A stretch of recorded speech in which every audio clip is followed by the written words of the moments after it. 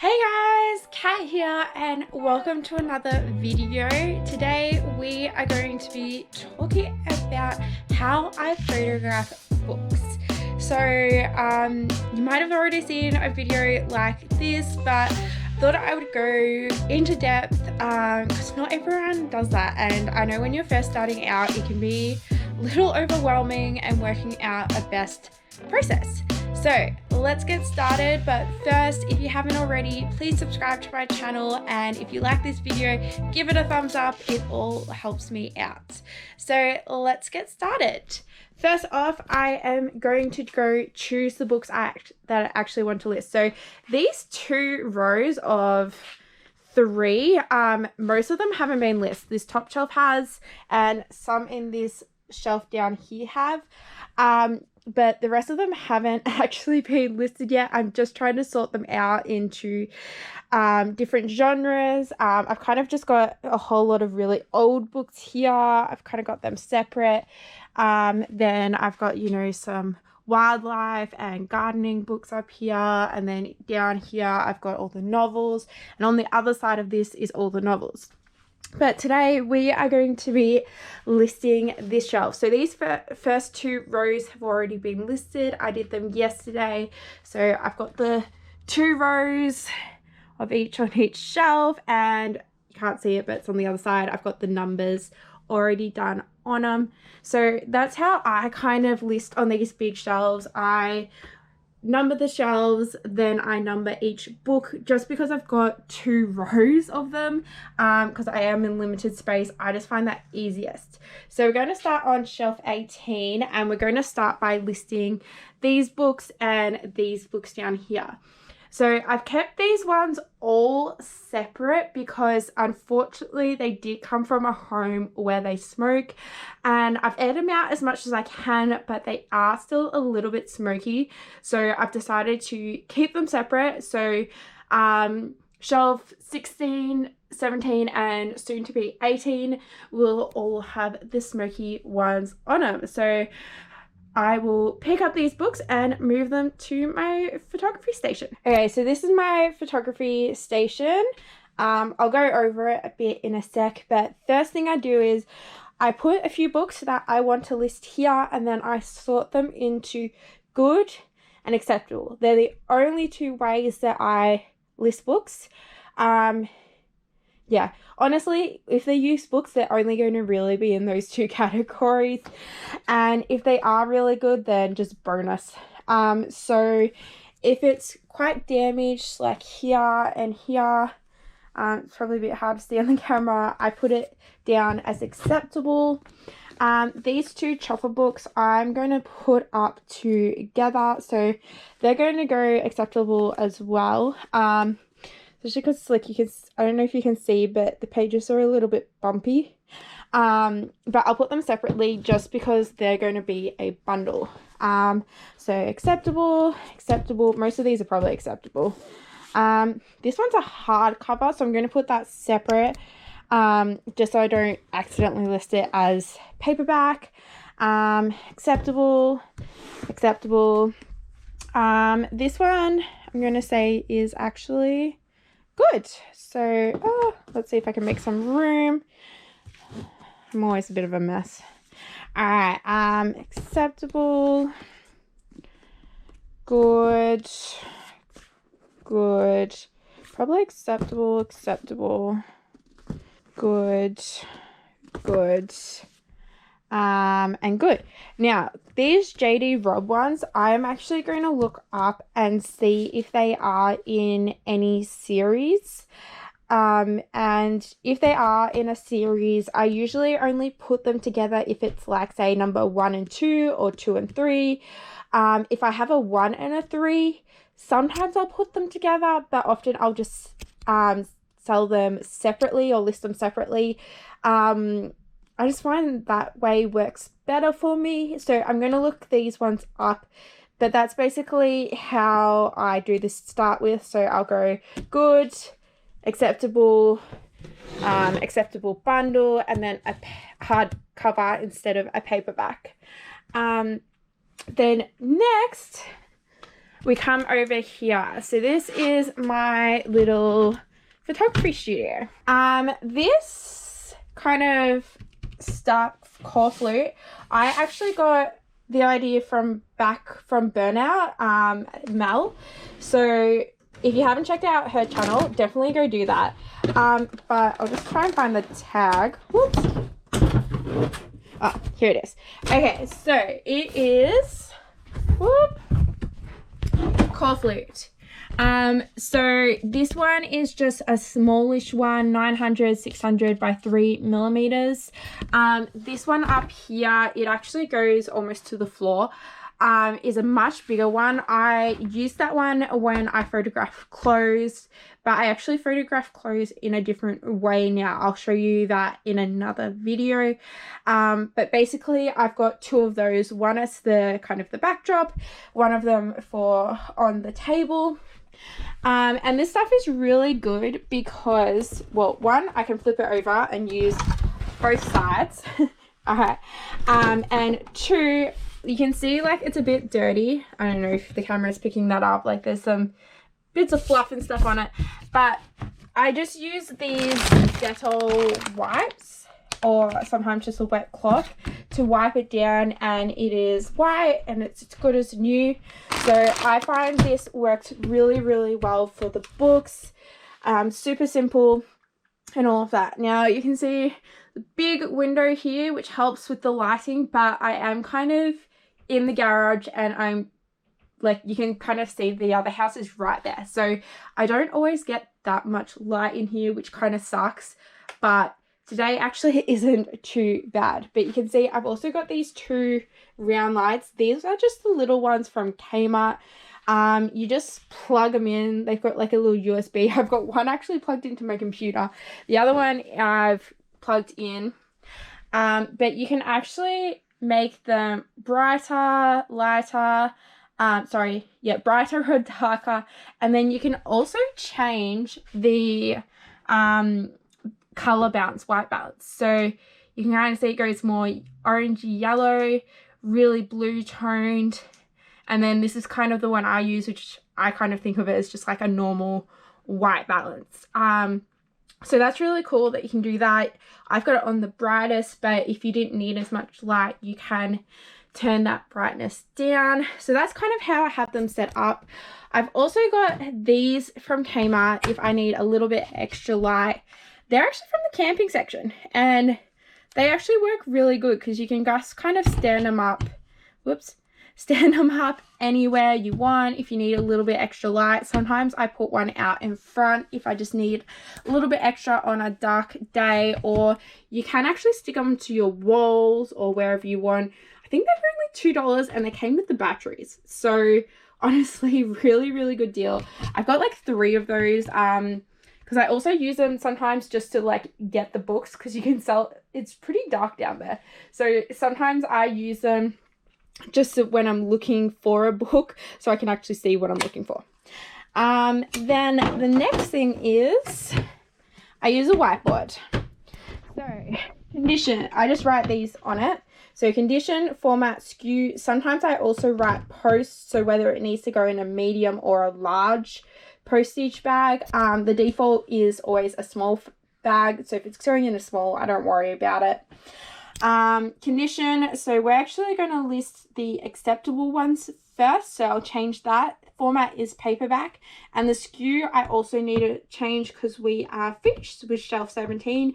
We're going to go to shelf 18, but this is kind of my SKU for those big metal shelves I showed you. So S18 means shelf 18, and then book B means either, you know, book 1, book 52, whichever one it is.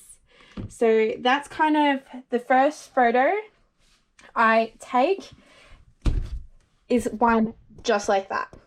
Second one I take, I zoom in on the front cover. So yeah, that one is literally just for my use only. It just helps me when I'm listing. I know exactly what it's going to. If it's not going on one of the shelves, if it's going on a cube, I literally just write cube A, cube B, whatever cube it's going to be in, because they're so much smaller. And then the shelves, the wooden ones that I kind of showed you over here or further down there, they're also lettered. So I'll just put shelf A, shelf B. And I do that just because they're smaller. It's easier to find the books in them, whereas the metal ones, they're a bit longer, they're deeper, so I have the 2 rows. And it's just a bit harder to find the books on there quickly, so I number the books. Hopefully that kind of makes sense. I'm going to quickly look up these JD Robb books, see if I want to bundle them or not, and then we'll start with the photographing. So I wasn't going to actually show you guys this, but I thought I would, because honestly, it's so good. So I usually literally just write the author, books in order. So JD Robb, books in order. Hopefully it's focusing enough. Then I scroll down until usually I go to this website, book series in order. It has pretty much all books on them. I've only found a few that aren't, but they're usually older, more obscure, so makes sense. Then, you know, it has publication order of in-depth books, which are most of these. You can see festive in-depth, innocent in-depth. But if you keep scrolling and scrolling, you can do, it also has like, you know, stories and novellas, anthologies, any other kind of series, it will come up as well. So JD Robb is also Nora Roberts. So Nora Roberts will also have other books in it. But yeah, this is a really, really good website to use. But if your author isn't on it, just search author, books in order, and usually it will come up with a website that will tell you what order the books are in. So I'm going to have a look on here, see if any of them kind of match up, if I want to bundle them together or not. Thought I'd just show you that. Okay, so I just finished looking up these JD Robb books. These 3 are in order. So it goes festive in depth, obsession in depth, and devoted in depth. Then these 3 are all kind of just mixed in. There's a few books in between each one of them. So I've decided I'm going to list these ones separately, individually, and then these ones I'm going to list in a bundle. So I'm going to show you how I list bundles first, and then we will go into the single book since I already have this one right here. So first we need to change this, and I need to find my pen. So we're going to change this to acceptable. One book is in good condition, but when you are listing a bundle, you've got to list it as the worst book in that bundle. So I'm just going to write acceptable. All right, left-handed and writing on a whiteboard is really hard also. So format is still paperback. Now we're on to book shelf 18, and it's going to be book 1 or bundle 1. So I'm just going to write 18 and a 1 there. So that is all set up and ready to go. So now we've got our books. So the order was festive in depth, JD Robb, obsession in depth, and then devoted in depth. So I might actually a photograph them like this. So I take all my photos on my phone, which didn't actually have on me. So let me just log into my phone. Okay, so I take all my photos on my phone. So first up, we are going to take the photo of the whiteboard and the books. So it doesn't matter too much what this one looks like as long as I can read it. The next one is where I am only going to get the front covers of the book. So I'm going to move this out of my way. Now this is kind of hard holding 2 cameras. but you get the idea. I'm going to take one like this. Next, I turn all of the books over and get a photo of their back. Whoop, hair there. So I'm not going to show you this because it's really hard holding two cameras, but do the front, do the back. 2 photos right there. Third one is I get the spines. So, whoops. So, when you do it, try to keep them in order so it goes, 1, 2, 3. So I will take a photo of their spines on an angle like this so that they can see both this side and this side. So that's photo number 3. Then photo number 4, I turn it around so they can see these 2 edges of the books.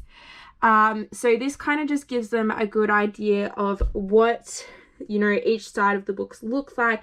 If they are a bit upturned, I will separate them so you can actually see that they're upturned. I don't want to hide that from anyone. So yeah, but basically I take it on an angle like this. So that's the first 4 photos.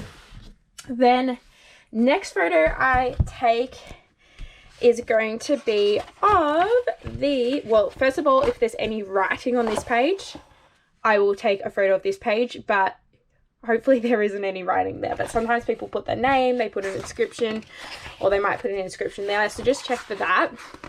But the next photo I take is of this page because it's got all the copyright information, where it was published, when it was published, all of that kind of stuff. So I'll take a photo of that page. And then I just pick 2 random pages. So I usually try to pick one that's like this, and then one where it's got the chapter page, so like this. So it just kind of shows them what it looks like, all of that. So that's what I do for the first book. The next 2 books in the series or in the bundle, I usually just pick 2 pages. Doesn't really matter. If I get both of them, it's similar, it shows them that it's the same, I will do that. And then same for the last book. Depending how many books you have in the bundle, you might not be able to photograph 2 pages in each book. Because as you remember, we took 4 photos just of the front, back, sides. Then we take 1 photo of the copyright information. So that's 5 photos already there, and you only get 12. So it kind of depends how many you have in your bundle, but if you only have 2 or 3, usually you can do that. Otherwise, just try to take 1 of each book, or if there are any kind of, pages that are, people have folded them or they've got caught, really get those ones over the ones that are in pristine condition, just so people know what it looks like, because you don't want it to be sent back. So that is how I do bundles. Now, it's pretty much the same for a normal book or just an individual book. So these books I really need to wipe down because you can kind of see it's got some stuff on it. So I'm going to wipe all these down before I actually take photos. But I would change this number to 2 because we'll go to book 2. And then, photo like this, photo like this, photo like this, and then we'd go side, making sure that you get, all angles of the book so they can see how good it is or how bad it is. And again, these books don't look like they have any writing in them, but just check on the first page and like especially this page as well. Sometimes there's writing on them. Then take a photo of this page for the copyright, publishing information, and then, your 2 random kind of pages. And that is literally all I do. Once I've done them and I put in, so I've got to make these, but they will say S18 instead of S1, and then they'll start from 1. I'll put those into each book, and then I will go put them on the shelf. So I'm going to put you guys on a time lapse. You can see me do some of the books, but first I'm going to wipe them all down so they are in the best condition possible. So hopefully people want to buy them. So before I actually start photographing them, I thought I'd show you how I wipe them. And I literally just use these. I try to get ones that are also disinfectant, just because, you know, it's COVID times and I would rather me disinfect the books before I am touching them too much, but I also sanitize quite a bit whilst I am working down here. So I grab one of these, then I just wipe over it, trying to, you know, get all these marks off. You can see this one has quite a bit of dirt on it. Some books are going to be cleaner than others. It depends, especially because like a lot of books I get are free, you know, just given to me, or, you know, like I'm getting them for under 50 cents each. It depends how people store them. Sometimes they're not stored very well. They're just in the back of someone's garage and, you know, they get dirt and grime on them. So I just kind of wipe them over like this. It's a bit hard because I'm holding you guys in one hand. As you can see, it's still like a bit wet and shiny. So then I just get an old dishcloth, or not dishcloth, you know, towel. And then I just wipe it down like so it's dry. Then I do the same for the spine and the back cover. These little wipes are also really good at getting these stickers off. I try to, if it's already half off, I'll try to get it off. And if it's like an op shop sticker that says 50 cents or something on it, or, you know, something really cheap, I also try to get it off it. But if it's got a, say, like one of these stickers, I usually don't bother. I probably won't bother with this one either, but yeah, definitely if it's like a gimmick sticker or, you know, a normal price sticker, I don't worry about trying to get it off. It's just, it takes up too much time and all of that. But yeah, if it says 50 cents or 10 cents or, you know, $1 on it, I generally try to get those ones off. Okay, so I've wiped them all down, and as you can see from this, they were actually pretty gross. So even if they don't look that dirty, sometimes it can be a good idea just to wipe them down quickly, even if it's just, you know, once over like this, just to, you know, get some of that grime off, because that's pretty gross. If you've got old books like this where it's got like a paper cover, don't wipe it down. You are going to ruin the cover even more. But yeah, if it's kind of these like glossy finishes like on most of our paperbacks these days, do it. It shouldn't harm them. I spent ages trying to clean this book, and then I realized it's actually just the cover of the book. So also be wary of that. I felt kind of stupid, and I don't know why I'm sharing it with you now, but it looks dirty. It actually isn't. So my bad on that one. But I'm going to start photographing them now. And yeah, I'll let you guys watch for a little bit. I'll put you on a time lapse.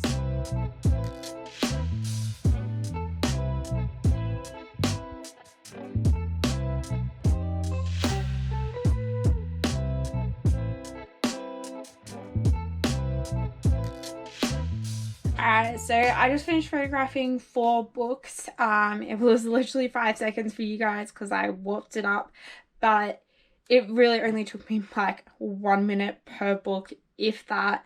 I'm going to keep photographing some books. I try to photograph at least 50 books per day because I want to list 50 books per day. So I almost forgot to tell you guys how I actually bundle these bundles together so that, you know, I don't accidentally lose one or anything. So I'm just going to set you guys down over here.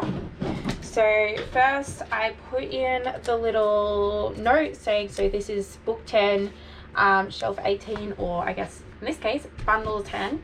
So put it just like that. Then I use this stuff. So it's called shrink wrap. I got it from Bunnings in Australia. You can get it online, but I found Bunnings is just cheaper, or the same price minus shipping. So I just get it from there, and then I just go around it a couple of times. That's probably more than I usually do. Then I just kind of cut it off like this, and it sticks together. So it's all bundled together like this. So it's basically just like Glad wrap.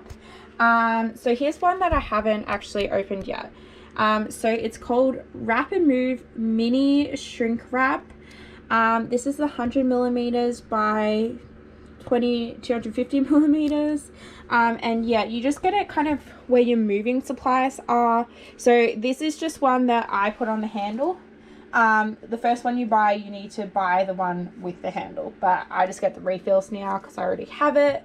I also got this from back from Burnout Mel, so thank you, Mel, for the call flute and this. You definitely are awesome answering all my messages all the time and stuff. So yeah, I just bundle them together like this, put them on the shelf.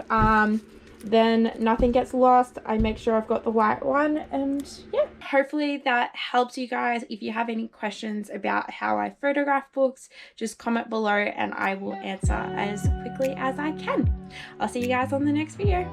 Bye.